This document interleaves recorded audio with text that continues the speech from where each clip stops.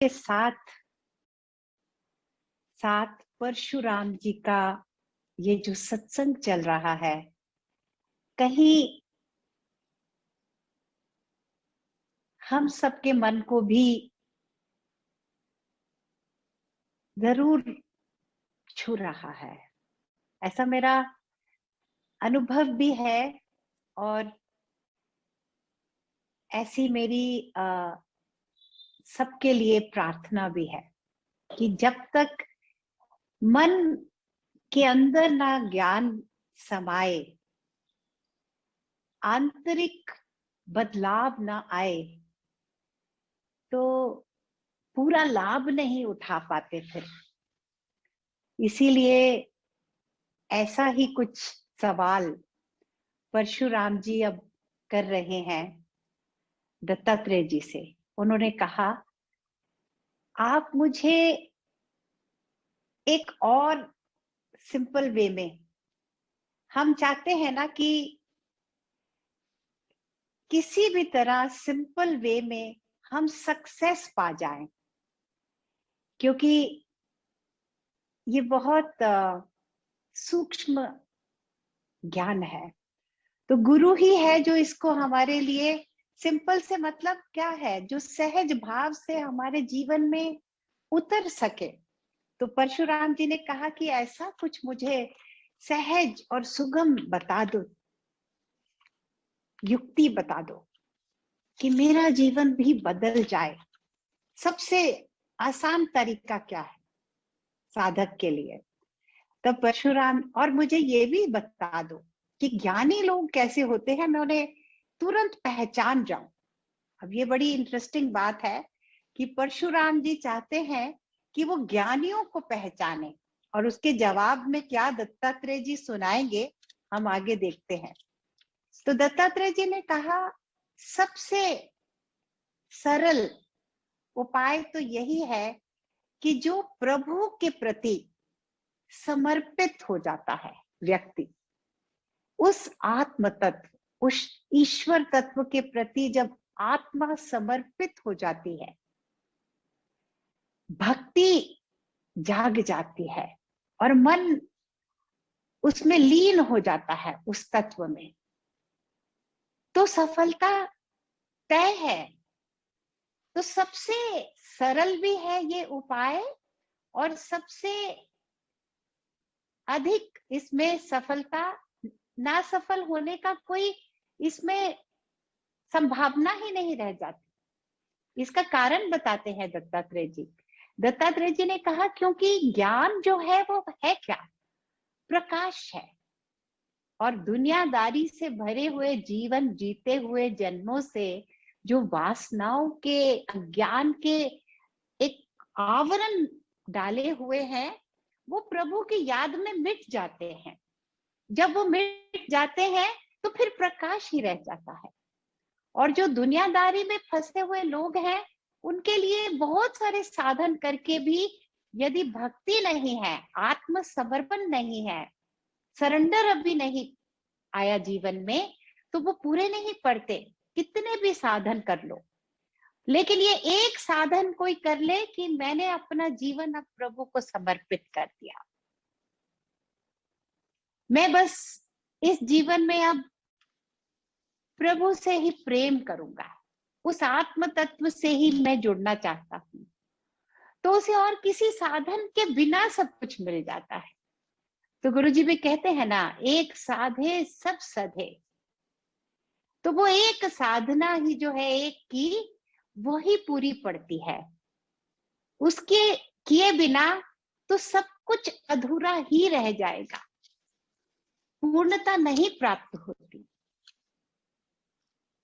और फिर दत्तात्रेय जी ने एक बड़ी सुंदर बात कही जो मेरे दिल को कहीं छू गई। उन्होंने कहा कि जो ऐसे भक्त जन होते हैं, ज्ञानी भक्त, जो प्रेम हो जाता है जिन्हें इस ज्ञान से, इस तत्व से, ईश्वर से, और ऐसा प्रेम हो जाता है कि वो उसी की बात करना चाहते हैं। जैसे छोटा बच्चा किसी के घर में आता है तो दादा दादी, जब बड़े लोग, नाना नानी क्या करते हैं, हर समय उस बच्चे की ही बात करते हैं, क्योंकि उन्हें उस बच्चे में पूरा प्रेम हो जाता है, उस प्रेम में वो डूब जाते हैं। ऐसे ही जो प्रभु के प्रेम में डूब जाता है, उस आत्म तत्व का दर्शन पाकर वो केवल उसकी ही बात करना चाहता है, सबके साथ, हर समय उसको उसी चिंतन में ही रुचि रह जाती है। हनुमान जी के लिए भी हम गाते हैं ना, हरि चरित्र सुनिबे को रसिया, जिसका मन हरि के चरित्र सुनने के लिए रसिया है, जिसका मन। तो जो ऐसे मेरे दत्तात्रेय जी कहते हैं, जो ऐसे भक्त होते हैं जो हर पल उसी की चर्चा करते हैं, औरों के साथ बैठकर उसी चिंतन में पूरी तरह से शामिल होकर उसी की बात करना चाहते हैं, उसी की बात सुनना चाहते हैं, वो तो खुद ही भक्त ईश्वर स्वरूप हो जाते हैं। जहां भी वो जाते हैं वो जगह ही शिवमय कर देते हैं। तो वो इतना उसी के रंग में रंग जाते हैं। और ज्ञानियों को कैसे पहचानोगे, दत्तात्रेय जी ने कहा। तो मुस्कुराने लगे, उन्होंने कहा ज्ञानियों को किसी के, ये अंदर की बात है ना, अंदर कितना बदलाव आ गया, किसने कितना तत्व को पाया है, तो ऊपरी लक्षण से कभी कोई पहचान नहीं सकता। और यहाँ ढूंगी भी बहुत मिल जाते हैं। दत्तात्रेय जी ने कहा जो 4 अक्षर पढ़कर उसका इतना भाव के साथ आपके सामने कुछ भी दर्शा देंगे, लेकिन हो सकता है अभी अपने उनके जीवन में ज्ञान नहीं उतरा हो, उनको पहचानना आसान ही नहीं है। तो इसका कारण क्या है? उन्होंने कहा ये जो लक्षण बताए जाते हैं ज्ञानियों के, वो इसलिए बताए जाते हैं कि आप अपने अंदर झांक सको। दूसरों को एनालाइज करने के लिए ये लक्षण नहीं बताए जाते। जिस जिस एनर्जी के साथ, जिस एंथुजियाज्म के साथ दत्तात्रेय जी ने कहा मनुष्य दूसरों को जांचना चाहता है, दूसरों को मापना चाहता है, अगर उतने ही उत्साह के साथ अपने अंदर झांको, देखो मेरे जीवन में क्या हो रहा है, मेरे जीवन में मैं कहाँ कहाँ क्या क्या कर पा रहा हूँ, क्या क्या दृश्य का मैं साक्षी हो पा रहा हूँ। उसके लिए जांच पड़ताल अपनी करनी होगी, औरों की जांच पड़ताल कर ही नहीं सकते हो। और जो सच्चे साधक होते हैं, दत्तात्रेय जी ने कहा जो पूरी तरह से आत्म तत्व में लीन हो जाते हैं, तो वो इतने, उनका मन इतना निर्मल हो चुका होता है कि उनके लिए सब जगह ईश्वर ही है। सब काम में भी वो कुछ भी काम करेंगे, छोटे से छोटा काम, नॉर्मल रहेंगे एकदम, और आप पहचान ही नहीं पाओगे। वो इतने सहज भाव में चले जाते हैं, इतने नेचुरल हो जाते हैं। तो जीवन को वो ऐसे नेचुरली जीते हैं, जहां पे उन्हें उनके प्रारब्ध कर्मों ने डाला होता है, कहीं कोई छोटे से छोटा काम, ऑर्डिनरी से ऑर्डिनरी पर्सन की तरह वो जीवन जी रहे होते हैं, और अंदर उनका ज्ञान पूरा होता है, आत्मा में स्थिति होती है उनकी। ऐसे लोगों को तुम कैसे पहचान पाओगे? तो ये सब भूल जाओ ना, तुम केवल अपने को देखो। ज्ञानी पुरुष कैसा होता है? उन्होंने कहा जिसको मान अपमान, हानि लाभ, इन सब में कोई दिलचस्पी नहीं होती, जिसके लिए ये सब बराबर है। उसको आप आत्मा के लिए कोई प्रश्न करो, आत्म विषयक, तो वो तुरंत जवाब दे देगा। जैसे अगर कोई हमें पूछे आज क्या दिन है, हम कहेंगे वेडनेसडे, नेचुरली कह देंगे, है ना। तो ऐसे ही उनका ज्ञान इतना पक्का होता है, निश्चयात्मक बुद्धि हो जाती है, और कठिन से कठिन जीवन में कुछ घटनाएं घट जाए तो भी वो शांत रहते हैं, स्थिर रहते हैं, विचलित ही नहीं होते, और शांत और दया से भरे हुए। सच्चे माने में तो संत वही है जो हमेशा शांत रहता है, हमेशा दयावान रहता है। और फिर और हमें ही समझाने के लिए, हमारे को अंतर आत्मा में झांकने के लिए ही थोड़ा और दत्तात्रेय जी हमसे ज्ञान बांट रहे हैं कि जो अभी थोड़े साधना भक्ति में मार्ग पे चलने वाले औसत दर्जे के ज्ञानी पुरुष होते हैं, जैसे थोड़ा थोड़ा ज्ञान में उतर रहे हैं। जब ज्ञान की बात करते हैं, कुछ पढ़ते हैं, कुछ सुनते हैं, तो उस समय उन्हें आत्मा का दर्शन भी होता है, लेकिन मन में मलिनता, शुद्धता अभी पूरी नहीं आई, पुराने कर्मों की मलिनता चलती जा रही है। तो बीच बीच में उन्हें दुनियादारी का मन भी आता है, तो वर्ल्डली माइंड भी अभी है, और साथ में डिवाइन फर्वर भी जीवन में पनपने लग गई है।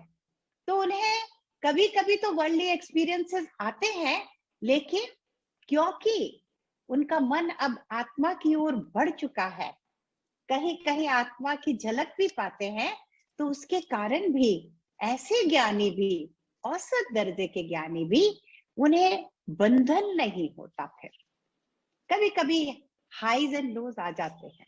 इसीलिए गुरुजी कहते हैं ना, जब हम कभी गुरुजी को कहते हैं कि गुरुजी अभी भी हमें कभी कभी गुस्सा आता है, या कभी कभी हम किसी बात को लेकर दुखी हो जाते हैं, तो गुरुजी कहते हैं कोई बात नहीं, आगे से कितना इम्प्रूवमेंट हो गया।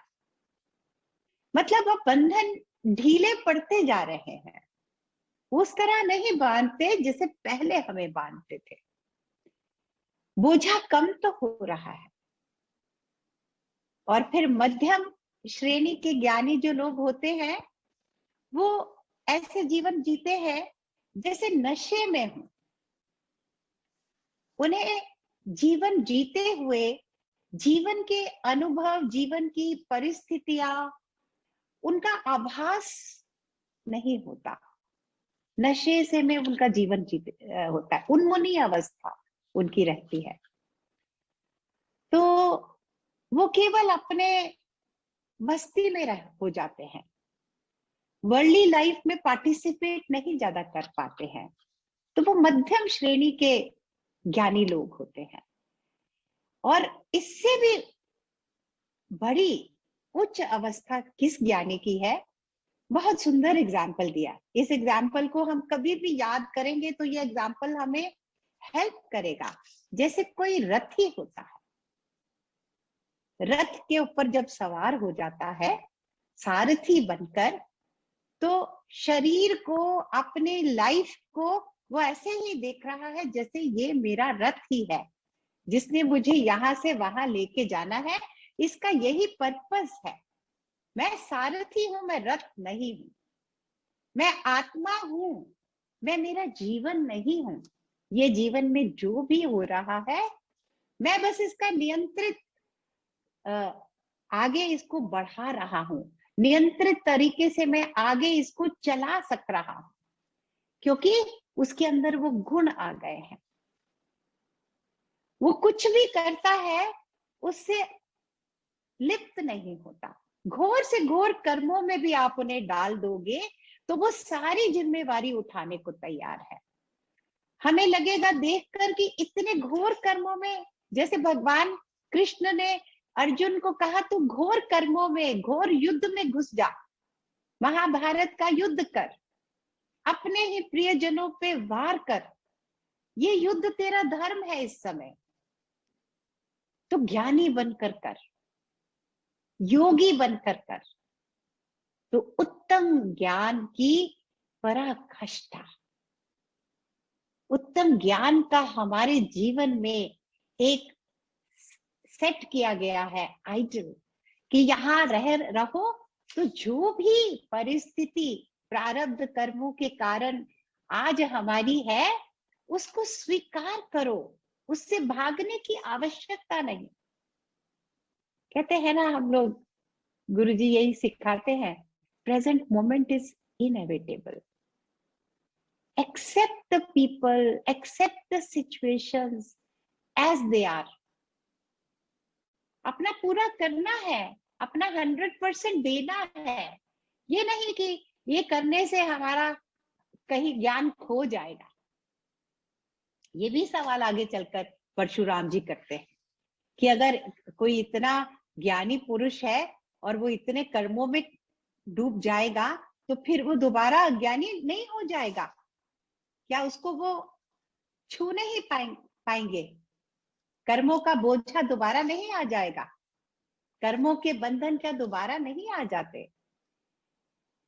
तो कितना मन पवित्र हो पाया है, कितना मन निर्मल हो पाया है, अंदर कहां तक हमने ज्ञान को स्थापित किया है, इंटरनलाइज किया है। इसीलिए कहते हैं ना, श्रवण मनन चिंतन निधि ध्यासन, कि अपने जीवन में उतारना उस ज्ञान को। इसलिए ज्ञानियों को पहचानने की बात छोड़कर अपने जीवन में देखो, दया, शांत स्वभाव, सत्य में दृढ़ता, श्रद्धा, अस्थिर नहीं हो जाना छोटी छोटी बातों को लेकर। और फिर कैसे याद कर सकते हैं? हम तो सारथी है, ये तो रथ है। पूरी लाइफ क्या है? एक रथ है। लगाम हमारे हाथ में है, हमारे हाथ में होनी चाहिए, हमारे हाथ में नियंत्रण इसका होना ही चाहिए। जिस दशा में हम लेके जाना चाहेंगे, जीवन अब आगे उस दशा में चलेगा। सिचुएशंस कोई भी हो सकती हैं, सिचुएशंस आती रहती हैं जाती रहती हैं, लेकिन हमारा मार्ग, समाधिस्थ मन, अंदर से जो स्थिरता है, वो है मार्ग हमारा। उस मार्ग की ओर हम स्वयं जाने की जिम्मेवारी उठाएंगे। तो इसी बात को लेकर एक बड़ी सुंदर चर्चा भी यहाँ आती है। दत्तात्रेय जी ने कहा, मैं तुम्हें एक बड़ी रोचक कहानी सुनाता, जिससे ये भी हम देखते हैं कि कैसे ज्ञानियों की दशा में अंतर होता है। दो भाई थे, रुक्मांगद और हेमांगद। रुक्मांगद बहुत इंटेलिजेंट था, उसको डिस्कशंस करने का बड़ा शौक था, तो वाक चतुराई बड़ी थी, शास्त्रार्थ करने का उसे बहुत शौक था। और उसका छोटा भाई था हेमांगद, जो बातचीत कम करता था पर अंदर से ज्यादा स्थिर था, ज्ञान ज्यादा स्थिर था उसके अंतरात्मा में, वो ज्यादा गहराई में जा चुका था। तो एक दिन दोनों भाई शिकार पे निकले और वहां जंगल में एक ब्रह्म राक्षस रहता था।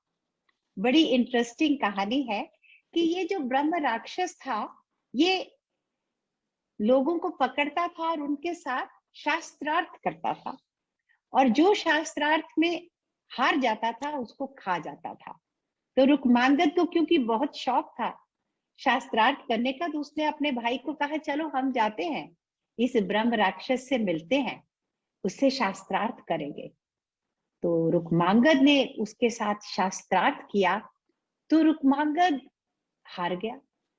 तब क्या हुआ? ब्रह्म राक्षस ने कहा, अब मैं तुम्हें खाऊंगा। तो हेमांगद जो छोटा था उससे, उसने कहा, आप मेरे भाई को छोड़ दीजिए, आप मुझसे प्रश्न कीजिए, जो भी प्रश्न करना चाहते हैं, मैं आपके प्रश्नों का उत्तर दूंगा, और मैं भी नहीं दे पाया तो आप फिर हम दोनों को इकट्ठा खा लेना एक ही बारी। तो राक्षस ने कहा, मैं बहुत दिनों से भूखा हूं, क्योंकि ज्ञानी लोग कम मिलते हैं ना जीवन में, तो मैं इतने दिनों से भूखा हूं, आज मुझे भोजन मिला है तो मुझे पहले इसको खाने दो। फिर भी जब बहुत प्रार्थना की हेमांगद ने, तो उस ब्रह्म राक्षस ने कहा, चलो मैं तुम्हें कुछ सवाल करूंगा, और अगर तुमने उन सवालों का जवाब मुझे दे दिया तो तुम्हारे भाई को मैं छोड़ दूंगा, नहीं तो फिर तुम दोनों को खाऊंगा। तो ये सवाल बहुत जैसे रैपिड फायर होता है ना, ऐसे सवाल हैं। और हेमांगद कैसे है? उत्तम ज्ञानी, जिन्हें आत्मा के लिए कोई प्रश्न किया जाए तो तुरंत उनका अंदर से एकदम correct and perfect answer ready है उनके अंदर। तो ये कन्वर्सेशन ही अपने में बहुत रोशनी डालने वाली है। तो ये कन्वर्सेशन जो उन्होंने की, मैं सोच रही थी कि मैं ऐसे ही आपके साथ आज पढ़ के शेयर करूंगी। हम सब उसको सुनते हैं, सुनने में ही बहुत डाउट्स क्लैरिफाई होने वाली ये कन्वर्सेशन है। तो राजकुमार को ब्रह्म राक्षस ने कहा, वह कौन सी वस्तु है जिसका फैलाव आकाश से भी ज्यादा है, परमाणु से भी छोटा है? उसका रूप कैसा है? वह कहाँ रहती है? तब उत्तर में कहा राजकुमार ने, वह वस्तु चिति है। चिति आकाश से भी बड़ी है, परमाणु से भी छोटी है, और उसका रूप स्फुरण है। वह अपनी आत्मा में रहती है। तब राक्षस ने पूछा, वह तो एक ही है, फिर एक साथ बहुत बड़ी बहुत छोटी कैसे हो सकती है? और ये स्फुरण क्या है? तब ब्रह्म राक्षस ने कहा, सुनो। राजकुमार ने जवाब देते हुए कहा, ब्रह्म राक्षस, सबका कारण होने की वजह से बहुत बड़ी है, और इंद्रियों से ग्रहण न होने के कारण ये चिति छोटी कही गई है। कि इसीलिए कहते हैं ना, जो चित पराचिति है वो हर जगह व्याप्त है, इसलिए विशाल भी है। लेकिन हम अपने मन और इंद्रियों से उस पकड़ने में नहीं आती, इसीलिए परमाणु जितने वो सूक्ष्म भी है। और आत्मा तो चिति का ही नाम है, और स्फुरण आत्मा का स्पंदन जिसमें वाइब्रेशन है, वही चेतना है और वही आत्मा है, ये एक ही है। तब सवाल क्या किया ब्रह्म राक्षस ने, तो बतलाओ उसे पाने की जगह क्या है, कैसे पाई जा सकती है, और जब उसे पा लेते हैं तो क्या होता है? उसे पाने की जगह तो बुद्धि है। एकाग्र मन से उसे पाया जाता है, और जब उसे पा लेते हैं तो फिर जन्म नहीं लेना पड़ता। कितनी सुंदर बात कि मन ही है, बुद्धि ही है जहां उसका दर्शन हो पाता है। तो कहते हैं ना, हमारा जो मन है वो हमारा बेस्ट फ्रेंड भी हो सकता है और हमारा वर्स्ट एनिमी भी हो सकता है। कैसे बुद्धि को तीक्ष्ण किया जाता है? एकाग्रता से। जब एकाग्र मन हो जाता है तब बुद्धि में उस चित्ती को पा सकते हैं, और उसे पाने के बाद जन्म नहीं होता। तब सवाल क्या आ रहा है? बड़े अच्छे सवाल हैं, और उत्तर उससे भी अच्छे आ रहे हैं। बतलाओ बुद्धि किसे कहते हैं, उसकी एकाग्रता कैसे होती है, और जन्म लेना क्या है? तो उत्तर देते हुए राजकुमार ने कहा, जड़ता अर्थात अविद्या से बिना ढकी हुई पवित्र बुद्धि ही चिति है। मतलब जब बुद्धि शुद्ध हो जाती है। शुद्धता कैसे आती है? जब उसमें अविद्या नहीं रहती। अविद्या न रहने से वो अपने स्वरूप में ही आ जाती है। वही उसका निर्मल और शुद्ध स्वरूप का होना है। छुटकारा पाना है अविद्या से, वही विद्या बन जाएगी। बिना ढकी पवित्र बुद्धि ही चिति है, और अपनी आत्मा में जब ठहर जाते हैं वही बुद्धि की एकाग्रता है। किसी चीज पे फोकस नहीं करना है। जैसे ध्यान में कहते हैं ना, कंसंट्रेशन नहीं करने की जरूरत ध्यान लगने के लिए। कंसंट्रेशन तो उसका रिजल्ट है। ध्यान करते समय क्या है? जो हो रहा है होने दो, उसका कॉन्ट्ररी है। ऐसे ही अपनी आत्मा में जब बुद्धि एकाग्र होकर पवित्र होकर उसमें ही स्थिरता पा लेती है, तो उस बुद्धि में चित्ती का दर्शन है। और जन्म लेना क्या है पूछा गया था? देह में आत्म बुद्धि ही जन्म है। जब प्राणी को, आत्मा को ऐसा अनुभव में आने लगता है मैं ये शरीर हूं, तो वो जन्मा हुआ है, बस भावना की बात है। ज्ञानी पुरुष क्या है, शरीर रहते हुए भी उनके लिए शरीर क्या है, रथ है। वो कैसे जीवन जीते हैं, वो रथ को नहीं देखते, वो सारथी ही बने रहते हैं। जैसे सारथी एक नाता रखता है रथ के साथ, उसको केवल उपयोग में लाने के लिए, वो नहीं कहता मैं ये रथ हूं, वो अपने को अलग देखता है। ऐसे ही जब हम आत्म बुद्धि देह में रखते हैं तो हमारा जन्म है। अब राक्षस ने पूछा तुम ये बतलाओ कि ये चिट्ठी मिलती क्यों नहीं।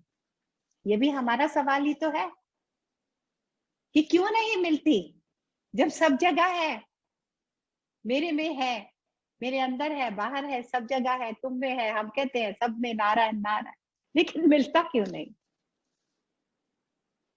मिलती क्यों नहीं है। और साधन क्या है जिसके माध्यम से मिलेगी, और जन्म होता कैसे है। तो जवाब में राजकुमार ने कहा अपनी नादानी की वजह से चिति नहीं मिलती। इस आंसर को याद रखना चाहिए। जब लगे ना कि हम जन्मे हुए हैं, जब जीवन में हमें बहुत कहीं टच कर रहे हो ना, लाइफ की सिचुएशन इवेंट्स बहुत अफेक्ट कर रहे हो, मिरर को जैसे कहते हैं ना, गर्मी नहीं लगती आग की, पानी का गीलापन नहीं लगता, लेकिन जीवन में जब गर्मी लगने लगे, गीलापन लगने लगे सिचुएशंस का, और हमें लगे कि हम जन्म में है, संसार में है, घोर संसार में तप रहे हैं, तो उसका जवाब क्या दिया जा रहा है, नादानी। तो उस मोमेंट में हमें क्या याद रखना है कि इस पल हम नादानी कर रहे हैं, वी आर बीइंग फुलिश। और फुलिशनेस का क्या इलाज है, कोई डॉक्टर नहीं इसका इलाज कर सकता। हमारी फुलिशनेस का इलाज हमें खुद करना होगा। तो नादानी ही है जिसके कारण ये चिति हमें नहीं मिलती, नहीं तो वो तो मिल ही जाती है, अपने आप मिल जाती है, कुछ करना नहीं है, कुछ योग्यता नहीं पानी कि मेरा इतना वजन हो, मेरे इतने आईसाइट हो, मेरा इतना ये पैरामीटर्स हो तो मैं उसको पा सकता हूं। नहीं, जहां फुलिशनेस छोड़ोगे वो अपने आप पहले से हमारे साथ है। बस फुलिशनेस को तो छोड़ना है। काम करने के अहंकार से जन्म होता है। कितना सुंदर जवाब मिला। राक्षस का सवाल क्या था कि ये जन्म हमारा होता क्यों है, क्योंकि जब हमारा जन्म होता है ना, तभी तो कर्म हमें छूते हैं, तभी तो सुख दुख हमें पकड़ते हैं। तो क्यों होता है बार बार जन्म। तो जवाब दिया, कर्मों का अहंकार। जो हम कर्म करते हैं, मैंने ये किया, मैंने वो किया, मैं ये नहीं कर पाया, उसने ये क्यों किया, ये कर्मों का अहंकार। इसीलिए भगवत गीता में भी भगवान ने बार बार अर्जुन को यही सिखाया कि गुण ही गुणों में बरतते हैं, कोई कर्म करता नहीं है, सारे कर्म तो पहले से मैं कर चुका हूं, मेरे द्वारा ही होते हैं सब, तुम नहीं कुछ करते हो। तो कर्मों का अहंकार बार बार जन्म दिलाता है। तो दोबारा पूछा राक्षस ने, ये जो नादानी तुमने कहा इसके बारे में बतलाओ, किस चीज को तुम नादानी कहते हो। स्वयं अर्थात आत्मा है क्या, और कर्तापन का अभिमान भी मुझे दोबारा समझाओ, कैसे, क्या है ये। तो जवाब दिया, देह को आत्मा से अलग न समझना ही नादानी है। ठीक वही जवाब जो अभी हम एग्जाम्पल याद कर रहे थे ना, सारथी और रथ का, कि सारथी नादान नहीं है क्योंकि वो रथ को रथ देखता है, अपने को सारथी देखता है। तो यही नादानी है सबसे बड़ी, कि अपने शरीर को ही अपनी पूरी पहचान समझना। I am just this body and I am what I have achieved through this body in this one lifetime, that limited identity. ये है नादानी का जड़। हमारी फुलिशनेस की जड़ एक ही है, हमारा अपने ही शरीर और अपने बॉडी को और अपनी लाइफ के साथ पूरी तरह से उसी से बस जुड़े रहना। आइडेंटिटी मीन्स व्हाट, हम उसी से कनेक्टेड रहते हैं। और आत्मा क्या है, इसका जवाब बहुत सुंदर है। राक्षस का जब प्रश्न क्या था, मुझे ये बताओ आत्मा क्या है। तो जवाब क्या आता है, तुम खुद से पूछो। इसका जवाब मैं नहीं दूंगा तुम्हें, इससे सुंदर इसका उत्तर कोई नहीं हो सकता। गुरुजी भी यही कहते हैं ना, one who knows he will never tell you, one who says I will tell you, stay away from such people who will say हाँ हम आपको बताएंगे आत्मा क्या है, तुम कौन हो। तो ब्रह्म राक्षस के इस सवाल से कि मुझे बताओ आत्मा क्या है, तो उत्तर में हेमांगद ने कहा ये तुम खुद से पूछो, हु एम आई, मैं कौन हूं। यही इसका जवाब है, इससे और कोई जवाब हो ही नहीं सकता इस प्रश्न का। और मैं काम ऐसा, मैं ये करता हूं, मैं ये करता हूं, यही सोचना ही कर्तापन का घमंड है कि मैं कर रहा हूं। जब जितना ज्ञान की गहराई में हम जाएंगे, जितना जीवन के सूक्ष्मता को पकड़ पाएंगे ना, तब अनुभव में आएगी ये बात कि सच में हमने कुछ भी नहीं किया, हम कुछ कर ही नहीं सकते। जो जीवन है वो तो अपने ही एक मोमेंटम से चलता जा रहा है, हो रही है चीजें। हमने करा, कभी कुछ करा है जिसके कारण कुछ चीजें हुई हो? नहीं। हम करते जरूर हैं, उसका रिजल्ट एक ही होता है कि हम बहुत थक जाते हैं। करते हैं और थकते हैं, करते हैं और थकते हैं, करते हैं थकते हैं, लेकिन होता तो कहीं और से है। जो जीवन में बदलाव आ रहे हैं, जो जीवन में सबसे इंपॉर्टेंट चीजें हैं, वो हम कभी नहीं करें हमने। तो ये जो कर्तापन का, बार बार इसी को कर्तापन का घमंड कहा है, इसी से जन्म मिल रहा है। और यही नादानी के कारण हम उस तत्व को नहीं पकड़ पाते हैं। तो अब प्रश्न क्या है, वही प्रश्न है जो हम सबके अंदर आ रहा है कि ये नादानी कैसे जाएगी। When will we stop being foolish? How will we get out of this foolish behavior? When will we stop identifying ourselves with this limited, small, temporary, changing identity? When and how we can do it? तो यही सवाल राक्षस ने पूछा। तो जवाब क्या आता है, विचार करने से नादानी मिटती है। जितना जितना मन विचार की ओर बढ़ेगा, उतना उतना गलतियां नहीं करेगा। बार बार कीचड़ में अपने को डालते ही हैं हम, नहाते हैं फिर कीचड़ में, फिर कीचड़ में। तो विचार ही है जिसका सहारा ले सकते हैं, जो हमें बचाएगा, जो हमें साफ रखेगा, जो हमें अछूता रखेगा, ज्ञान की दृष्टि बनाए रखेगा। जो विचार करने से नादानी मिटेगी। और उसकी वजह क्या है, विरक्ति। विचार कब पैदा होता है, जब जीवन में विरक्ति आएगी। विरक्ति क्या, हर चीज में नहीं तो मन इतना अटैच्ड होता है अपने काम में, अपने एक्शंस में, अपनी रिस्पॉन्सिबिलिटीज, अपनी ड्यूटीज, और दूसरे की ड्यूटीज मेरी तरफ क्या है, उसने क्यों नहीं किया।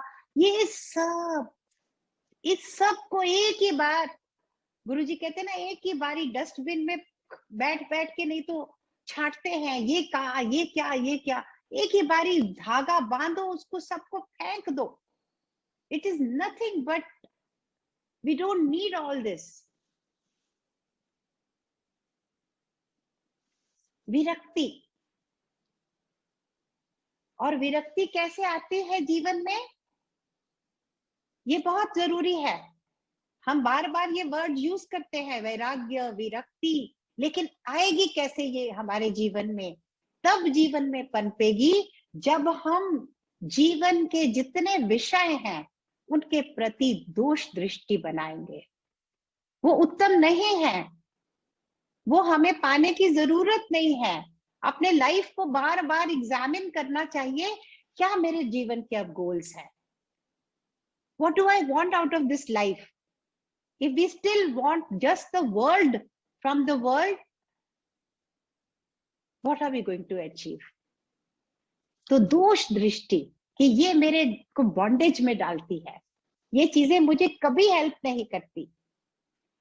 तो ये बतलाओ कि विचार क्या है, विरक्ति किसे कहते हैं और दोष दृष्टि किसे कहते हैं। बहुत सुंदर सुंदर आगे आगे एनालाइज करते जा रहे हैं। ये इतनी इंटरेस्टिंग कन्वर्सेशन है। तो कहा हेमांगद ने, दृष्टा और दृश्य की सही पहचान ही विचार है, कि दृश्य क्या है और दृष्टा कौन है। जब इसकी पहचान हो जाएगी वो विचार से होगी।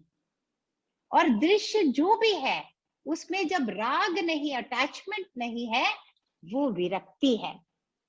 और इस दृश्य के प्रति दुखात्मक बुद्धि, दोष दृष्टि ही इसमें दोष दृष्टि का होना है, कि ये मेरे को दुख ही देंगे।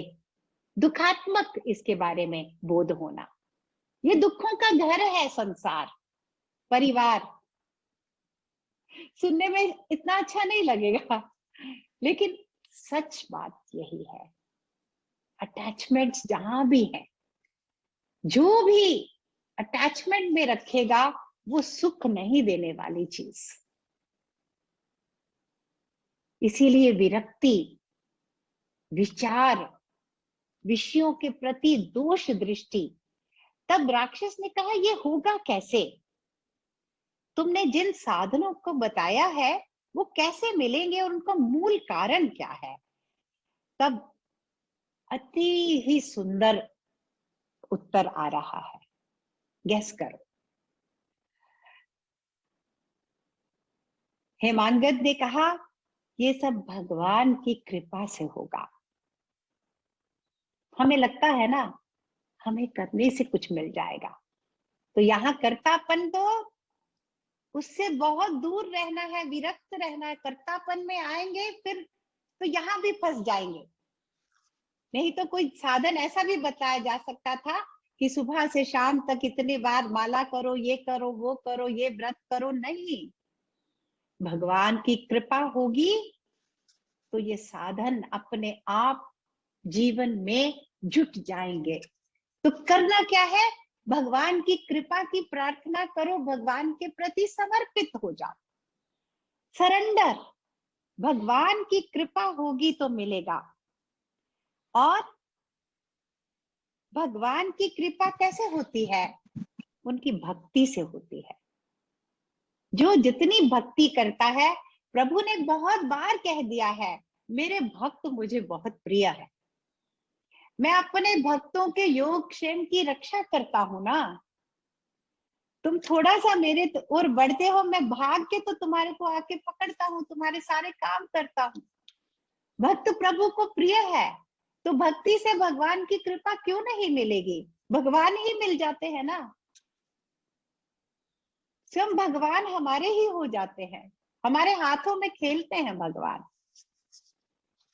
कहते वो आप गाते हैं ना रेवा जी, कौन कहता है भगवान ये नहीं करते, कौन कहता है भगवान वो नहीं करते। हम कराते नहीं भगवान से। तो भगवान की कृपा से मिलेगा, भक्ति से भगवान की कृपा मिलेगी। और भक्ति कहाँ मिलेगी? कहाँ मिलेगी भक्ति? कहाँ मिलेगी? ढूंढे उसको। सत्संग में भक्ति मिल जाएगी। सत्संग में भक्ति मिल जाती है। संसार को धारण करने वाला भगवान है। क्योंकि प्रश्न ये भी किया गया कि अब ये भगवान किसे कहते हो तुम, जिसकी तुम कहते हो अनुग्रह से मिलेगा साधन। भक्ति क्या है, संत कौन है, राक्षस को नहीं मालूम ना। तो जवाब आ रहा है, संसार को जो धारण कर रहा है वो भगवान है, और उनमें मन को लगा देना उनकी भक्ति है। और संत कौन है, जो शांत है, जो दयालु है। उसके संग में तुम्हें भी भक्ति मिलेगी, भक्ति से भगवान की कृपा मिलेगी। और वो भगवान ही है जो इस सारे संसार को धारण किए हुए है, चला रहे हैं।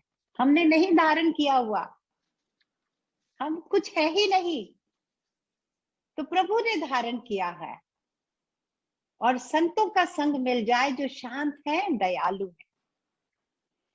अब बहुत ही अच्छा क्वेश्चन है, हमें थोड़ा सचेत करने वाला क्वेश्चन आ रहा है। ये बतला दो, दुनिया में कौन है जो हमेशा डरता है? कौन है जो हमेशा दुखी रहता है? और कौन है जो दीनता ही, दीनता मीन्स अपने को बहुत कमजोर, वीक, निर्बल। डर, दीनता और दुख, ये तीन ही चीजें तो संसार में है। तो जवाब बहुत सुंदर है। धन की अधिकता के कारण लोग हमेशा डरते रहते हैं। जितना जितना जीवन में धन मिलता है उतना ही डर बढ़ता है, उसको खोने का, उसको संभाल के रखने का डर बढ़ता है। और दुखी कौन है? अधिक परिवार वाला व्यक्ति दुखी रहता है, जिसका बहुत बड़ा परिवार हो, उतनी अटैचमेंट ज्यादा है ना। आशा में फंसा आदमी दीन रहता है, जिसको किसी ना किसी चीज की आशा लगी रहती है, ये मिले वो मिले। एक लंबी लिस्ट लेके जाते हैं मंदिर में ना, 16 सोमवार मैं करूंगी, मैं इतना ये करूंगी, उतना लड्डू चढ़ाऊंगी, मेरे बच्चे का ये कर दो, मेरे बच्चे का वो कर दो। दीनता, जितनी आशाएं पाली हुई है उतने ही हम निर्बल और लोगों के सामने भीख मांगते रहते हैं। जितना धन बढ़ता है डर बढ़ता है, जितना परिवार है वो दुख देगा। लेकिन अगर हम नादान नहीं हैं तो एक एक परिवार, क्या पूरे संसार में वो ईश्वर ही है। ईश्वर के रूप में बालक आता है, ईश्वर के रूप में माँ भी मिलती है, ईश्वर के रूप में पिता मिलते हैं, पति मिलते हैं, दोस्त मिलते हैं, सखा मिलते हैं, सत्संगी मिलते हैं। जो नादान नहीं है उसके लिए सब जगह संसार है ही नहीं, विश्व है ही नहीं, केवल विश्वनाथ है। तो ऐसा नहीं समझना कि अरे परिवार को ऐसे बोल दिया, परिवार से दुख मिलता है, परिवार से सुख मिलता है। हाँ सुख मिलता है, लेकिन दुख जो मिल रहा है उससे हटो, वो नादानी मत पालो। हमने तो धन को भी लक्ष्मी जी कहा है, पूजा की है धन की। लेकिन अगर धन को बटोरने में ही जीवन बिता रहे हैं और धन से जो मिल रहा है वही जीवन बना लिया है, तो जरूर डर मिलेगा। तो उत्तर को उसके कॉन्टेक्स्ट में ही हमें देखना है, हम कैसे इन चीजों को अपनी लाइफ में ले रहे हैं। जो हमें वेल्थ मिली है, जो फैमिली मिली है, हम इनको अपने जीवन में धारण कैसे कर रहे हैं, उससे निर्भर है सब बात। दुनिया में निडर कौन है और बिना दुख के कौन है, ये भी बता दो। कौन निडर है, किसको दुख नहीं है, किसको जीवन में दीनता नहीं है? तो जवाब क्या है, जिसे किसी भी चीज में कोई अनुरति नहीं, मतलब कोई अटैचमेंट ही नहीं जिसको किसी भी चीज से, वो निडर है। सिंपल है, जाता ही नहीं डर। इतने बड़े हो गए हम, बच्चे थे, उनको बच्चे में बचपन में देखते हैं बच्चों को, अंधेरे से डर लगता है, इससे डर लगता है, उससे डर लगता है। हम कहते हैं ये बच्चा है इसलिए डर रहा है, हमें क्या डर नहीं लग रहा, हमें भी डर लगता है। थोड़ी अलग हो गया बस हमारी चीजें जिससे डर लगने लगा। डर तो हमने अपने जीवन से अभी भी नहीं निकाला। डर उसको नहीं है जिसको किसी चीज में अटैचमेंट नहीं। जितनी जितनी अटैचमेंट रखेंगे उतना डर है जीवन में। वो ही व्यक्ति हमेशा निडर है। और जिसका मन पर अपने अधिकार हो जाता है वो हमेशा सुखी रहता है। जो सारथी है वो सुखी है, जो केवल दृष्टा है जीवन का वो सुखी है। और जिसने जानने योग्य वस्तु को जान लिया है वो अब दीन नहीं रहता, वो नहीं कमजोर रहता। जिसको पता चल जाता है कि सब भगवान कर रहे हैं, मैं करता नहीं हूं, और ईश्वर ही है सब जगह। हर परिस्थिति में हर जगह कोई ऐसा स्थान नहीं जहां आत्म तत्व नहीं, जहां वो सर्वव्यापिनी पराचिति नहीं, वो सब जगह है। तो क्या कमी, क्या बढ़ाई, क्या पूर्णता, क्या अपूर्णता, तो वो हमेशा स्ट्रांग रहता है। ऐसा व्यक्ति वो किसी भी परिस्थिति के सामने वीक नहीं हो सकता। संसार में जिसे बड़ी कठिनाई से पहचाना जाता है वह कौन है? देह के बिना भी कौन दिखलाई देता है? जिसमें कोई क्रिया ना हो उसकी क्रिया क्या है? जो जीवित दशा में ही आत्मज्ञान द्वारा सांसारिक माया बंधन से छूट गया है, ऐसे वीतराग की पहचान बड़ी कठिन है। जो पहले भी हमने देखा कि जो उत्तम ज्ञानी होते हैं उनको पहचान नहीं सकते। जो पूरी तरह से जीवन से विरक्त हो गया है उसको नहीं पहचान पाओगे। और वही देही होकर भी अपने देह से जुदा है, विदेह है। इसीलिए सीता जी को एक नाम दिया है वैदेही। वो देह में नहीं है, इसीलिए राम किस अर्धांगिनी है। राम की पत्नी वही जो वैदेही, उसकी ही क्रिया को निष्क्रियता कहा जाएगा। जो ऐसा ज्ञानी पुरुष होता है जिसको किसी चीज में अटैचमेंट नहीं ना, तो वो उसके एक्शन नहीं है, वो कर्म योग है। वो कर्म ऐसा है, एक एक उसका एक्शन इज प्रेयर। वो रोटी भी बना देगी तो वो प्रेयर है, वो प्रसाद ही है। वो कुछ भी करेगी, कोई भी कर्म ले लो, कोई भी एक्शन ले लो, वो एक्शन नहीं है, it's worship. So what is the simple solution? Turn all actions into worship. बस जो भी जीवन में हम करते हैं ना उसमें बस ईश्वर को साथ जोड़ लो। जो भी मैं दिन रात करती हूँ, सुबह से लेकर शाम तक जो भी मेरी एक्टिविटीज है उसको बस मैं प्रभु के लिए कर रही हूँ। वही सेम करो, चेंज मत करो, कुछ भी चेंज करने की जरूरत नहीं। बस पहले मैं अपने लिए करती थी या अपनों के लिए ही सिर्फ करती थी, है ना, मेरे लिए ये, मेरे लिए ये, और ये मेरे लोग हैं, मेरा पति है, मेरे बच्चे हैं, बस उन्हीं में मेरा जीवन है। उसको थोड़ा सा चेंज करना है, बस ईश्वर को जोड़ लो, ईश्वर के लिए सब कर दो, तो वो निष्क्रिय हो गया।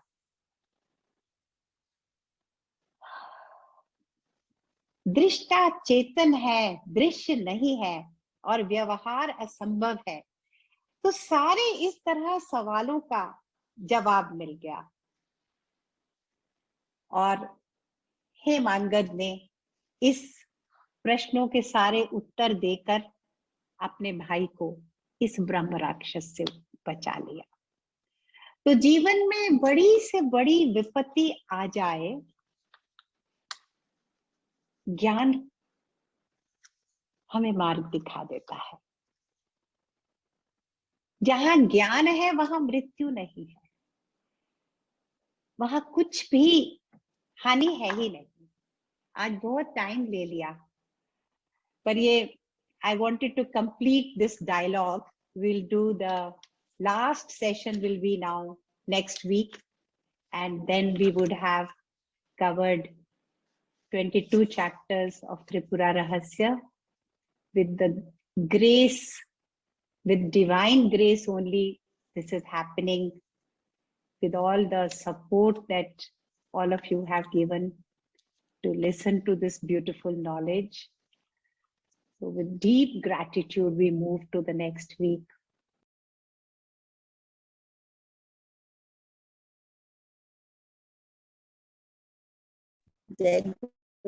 लोग कहते हैं वो 4000 वर्षों तक